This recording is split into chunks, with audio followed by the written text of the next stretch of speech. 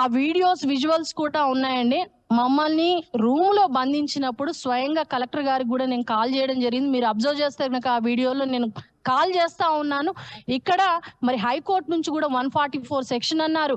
మరి హైకోర్టు నుంచి ప్రొటెక్షన్ ఇవ్వాలి అనేసి అన్నా కూడాను ఇక్కడైతే ఆ పరిస్థితి ఏది కనిపించలేదు. ఈ రోజు మీడియా ముందు, పోలీస్ డిపార్ట్మెంట్ వాళ్ళ ముందే ఇక్కడ ఉన్నటువంటి ప్రజాస్వామ్యాన్ని కాపాడాల్సినటువంటి ఒక అతను, రాజ్యాంగానికి అర్థం తెలియనటువంటి మరి ఒక ఎమ్మెల్యే ఈ రోజు స్వయంగా అతనే మరి ఇక్కడ ఉన్నటువంటి కౌన్సిలర్ ని కిడ్నాప్ చేసి తీసుకెళ్లినటువంటి పరిస్థితి మనం చూస్తున్నాము.